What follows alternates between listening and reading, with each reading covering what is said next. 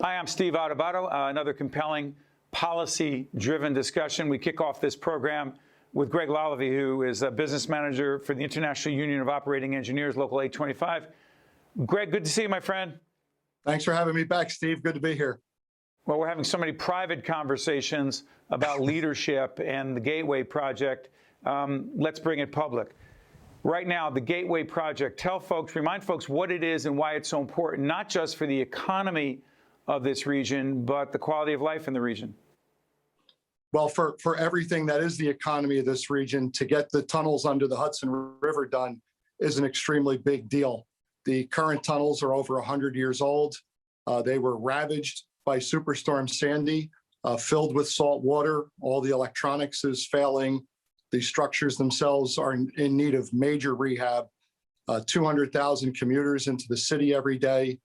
The Northeast Corridor of Amtrak is 30% of the nation's GDP, flows between Boston and Washington.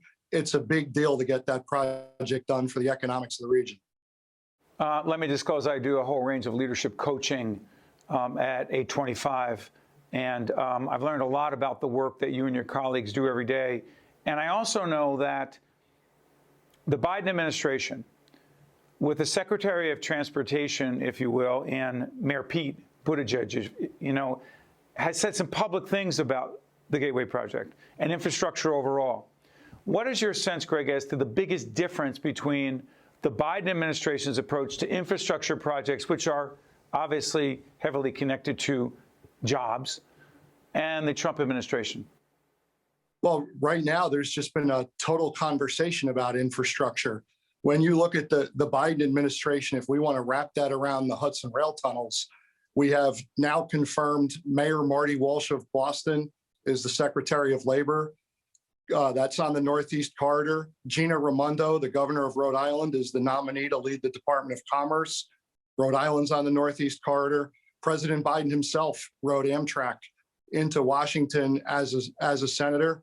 And you referred to Secretary of Transportation Buttigieg. He was a big advocate for the South Shore Line, which is a rail line from Chicago into South Bend. Right now it goes to the airport. He wanted it extended to downtown, a big proponent of projects that aren't necessarily vehicle-centric. So, have to be optimistic about the possibilities for this project to move forward. Greg, the other thing I want to get out there is that we're taping in late March. It'll be seen after. The bigger question about COVID and its long-term implications, or the impact, if you will, on your industry. By the way, tell everyone what the operating engineers do and why you matter. And then we'll get back to COVID. We are about 8,000 men and women who primarily operate heavy construction equipment, also work in mines and quarries and repair that equipment. We build the nation's infrastructure, the roads, the bridges, all of the water system, the gas system. So we're involved in public policy for this reason, to try to make sure that we both create good jobs, create a better environment, and create a good economy. One of the things I've learned about your organization over the years is that your folks have to be, quote, out there. They have to be on the job. They have to see what's going on, understand what's going on, make adjustments accordingly. COVID, and now we're taping this a year plus into this pandemic. How much can be done virtually and how much must be done out in the field? For us, it has to all be done out in the field. You can't build the building and roll it into place from miles away. You can't build the road virtually. This all gets done in place. So our people have been on the job since the onset of the pandemic.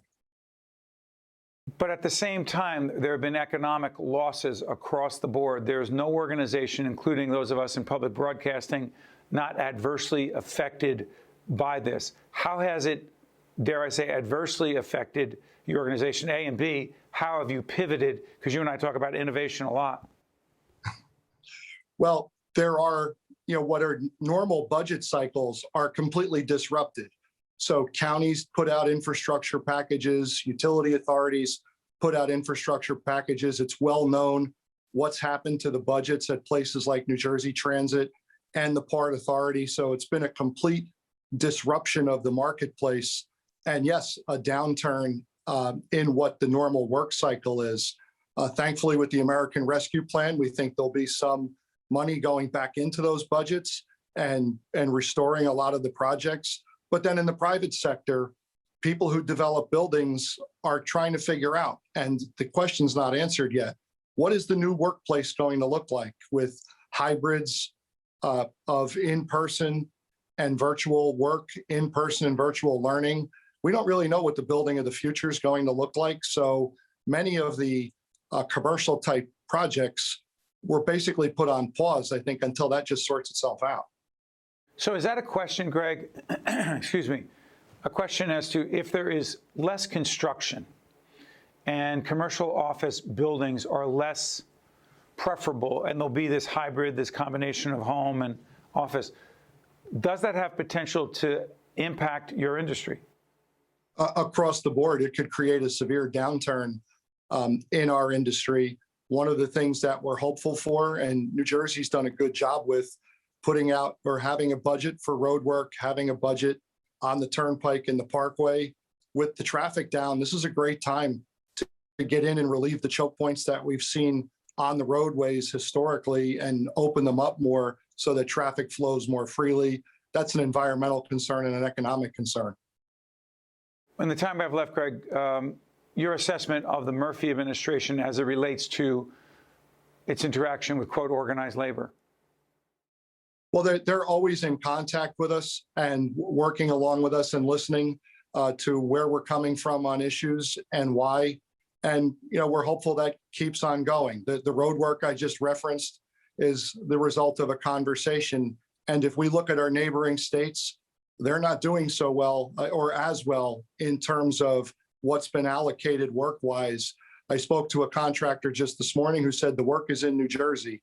So I think that answers itself for what we're doing. Greg Lalevee is the business manager for the International Union of Operating Engineers, Local 825. They, in fact, do support what we do in terms of public policy programming at the Caucus Educational Corporation. Greg, I look forward to check this out. Greg also talked leadership with us. Mary Gamba and I, my co-anchor on Lessons in Leadership, we talk leadership with Greg all the time. Check that program out as well. Hey, Greg, thanks so much for joining us. We're actually talking back end of the NCAAs. We will know by the time this airs who's the champion it will be. But Greg Lalevee and I are rooting for Sister Jean. Can we say that, Greg? Absolutely. And not 9 of the top 16 are out after 2 rounds. So it's anybody's game. And hope Sister Jean's crushing her rosary beads. Go Loyola.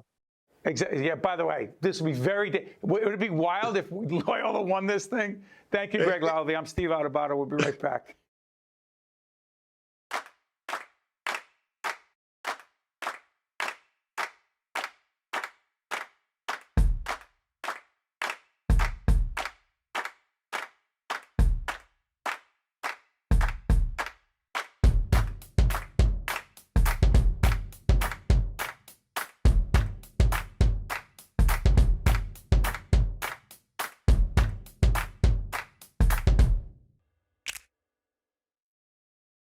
Also brought to you by New Jersey Sharing Network, Summit Health, a provider of primary, specialty, and urgent care.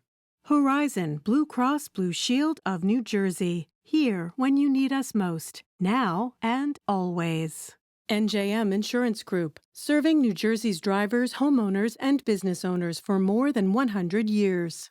The Healthcare Foundation of New Jersey, IBEW Local 102, lighting the path, leading the way.